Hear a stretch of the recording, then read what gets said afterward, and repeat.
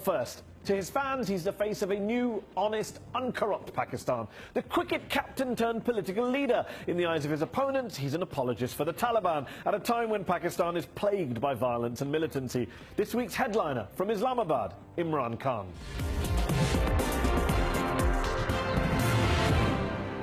Imran Khan, thanks for joining me on UpFront. You have suggested that Nawaz Sharif, Pakistani Prime Minister, has lost moral authority, should stand down from office because he has no credibility after his alleged involvement in tax dodging, offshore accounts, the so-called Panama Papers in which he and his family's names appeared. Some would say you're trying to get him removed from office over unproven accusations because you couldn't actually beat him at the ballot box back in 2013. Well, Mehdi, the issue of Panama Papers or Panama leaks is quite straightforward. That there were offshore companies belonging to Nawaz Sharif's children. They weren't declared by Nawaz Sharif.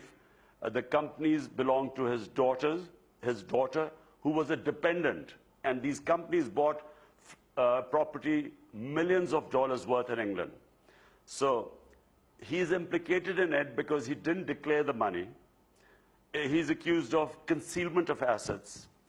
He's accused of tax evasion, corruption, and money laundering. But do you want Nawaz Sharif to stand down? Is it your position is he should stand down from office? No, we want him to answer. Basically, Article 40 of the Constitution of Pakistan says that the Prime Minister and the Cabinet are answerable to the Parliament in case of breaking the law or abusing taxpayers' money. They are answerable to the Parliament, which is what democracy is. So basically, we're just asking him to give us the answers. In the wake of the recent failed military coup in Turkey, you said people would celebrate and distribute sweets if there was a military takeover in Pakistan, which prompted the government to accuse you of being shameful, indulging in a conspiracy. The Dawn newspaper accused you of threatening the democratic order, of betraying the constitution of Pakistan. What do you say to them? Well, Mehdi, in 1999, there was a coup against Nawaz Sharif, who is now again the Prime Minister. And the sweet shops in Lahore ran out of sweets because everyone was distributing sweets. Now, I was basically comparing the two coups. There was one in Pakistan in 99, Nawaz Sharif as the Prime Minister, and people distributed sweets. There's one in Turkey where actually the people came out in support of the government. And I was comparing the two.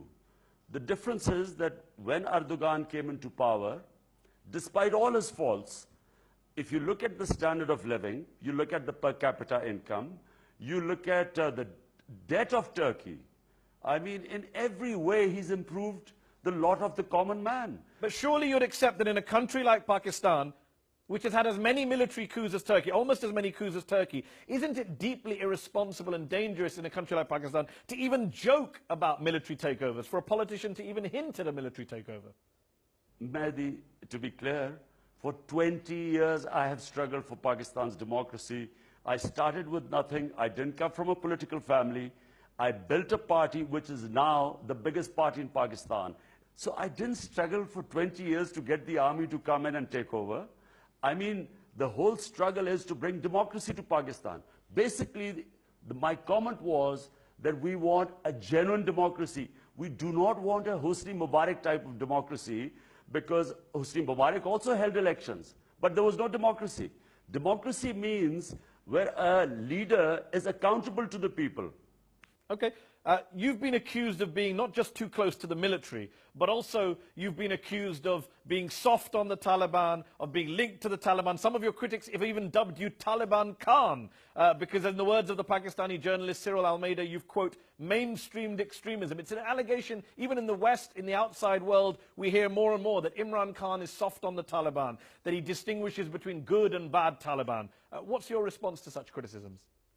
Firstly, what is the evidence that I'm close to the military? When General Musharraf was in power, when we had General Musharraf, a military dictator in power, I was the only leader, political leader who was sent to jail. I was his biggest opponent. I was against his military rule, probably, which is why I was the only one sent to jail. All the rest were house arrested. Now, second, Taliban. Most people do not understand the whole Taliban syndrome. The phenomena of Taliban has to be understood that there were no militant Taliban in Pakistan when 9/11 took place. There were no militant Taliban in Pakistan right up till 2004. The militancy started in Pakistan when Pakistan Army went into our tribal areas. The tribal areas of Pakistan are per capita are the most weaponized place on earth. It has more weapons than anywhere else. So when the Pakistan Army went into the tribal areas, collateral damage took place because there were villages that were being bombed, women and children were being killed, and our Taliban was not an ideological movement. The ideological part would be barely 5%. Basically, it was a reaction of Pakistan Army perceived to be going into the tribal areas on behest of the Americans, supposedly to flush Al-Qaeda, which had come in from Afghanistan after Tora Bora. And so we did not have ideological Taliban as a movement. But a lot of people would say you're very good at analyzing the subject, you're very good at understanding the problem, but you don't condemn it as much as other people. We all agree that the Pakistani Taliban are a product of war, of militancy, of the war on terror, whatever you want to get into the root causes. But ultimately, they are a vicious group that kill civilians, and people like yourself, the critics say, don't condemn them enough. This is absolute nonsense. It's just not true. All you have to do is look at my statements for the past 10 years. Every bomb attack any human being would condemn, where innocents are being killed. Do you consider the Taliban to be a terrorist group? Yes, they are. Yes, they are. Anyone who kills innocent people are terrorists.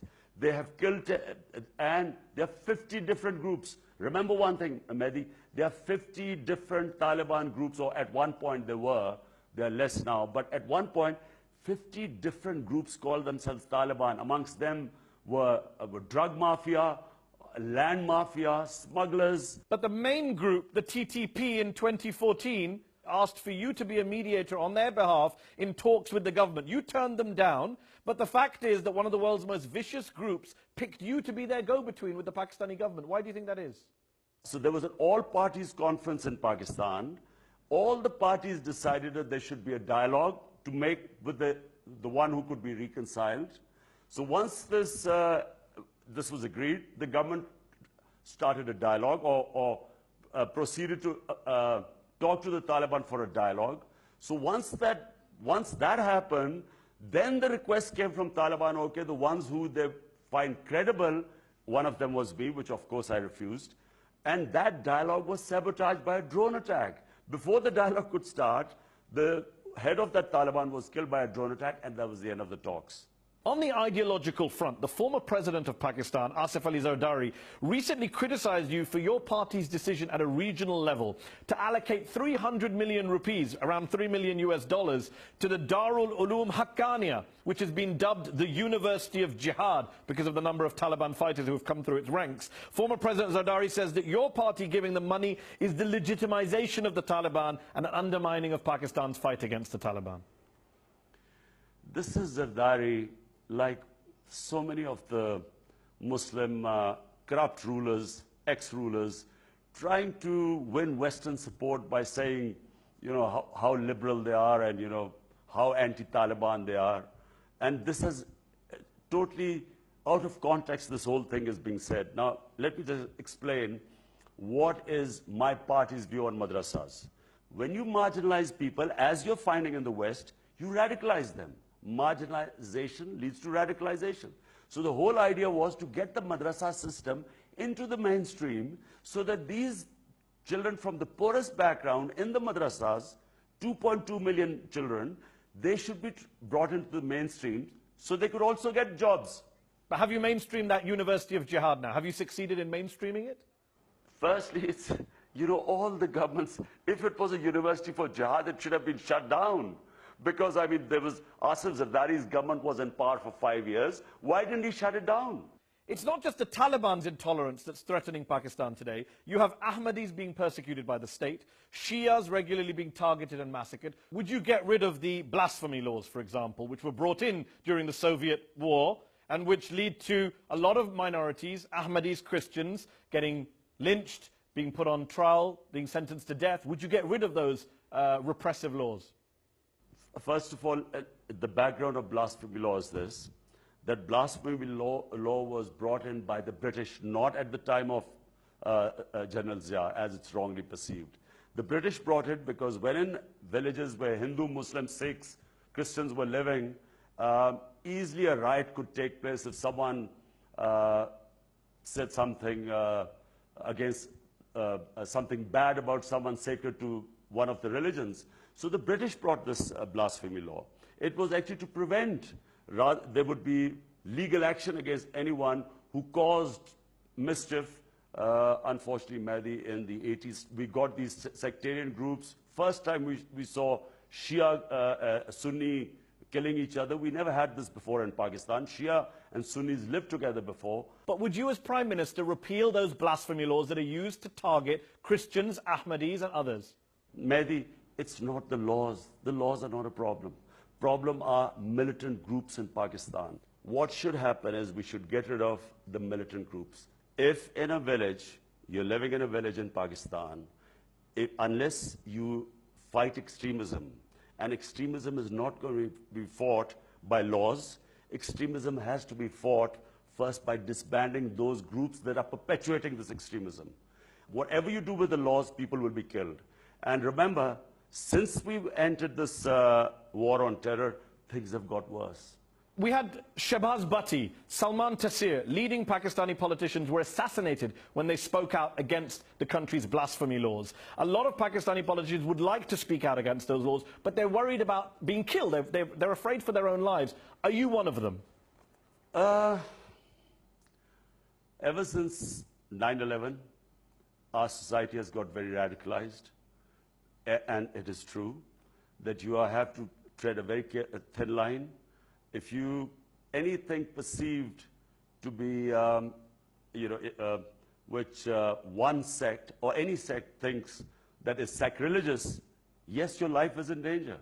And I'm afraid we have to ride this difficult phase in the history of Pakistan. But the fact is, Mehdi, I'll just give you a statement. I don't want to go too deeply into all this, because it's a very difficult subject living in Pakistan. But I'll just tell you one thing. In my opinion, my party, my belief, all human beings have rights. They should be protected by the state. They should be protected by the law. They should have equal rights, equal citizens. And what is happening, unfortunately, in the name of religion, is painful for all of us. Because this is not, in our opinion, most Pakistanis' opinion, this is not what Islam is. Do you extend equal rights to Ahmadis? All human beings have equal rights. Anyone who's a Pakistani has an equal right. The Constitution should protect him. He's an equal citizen.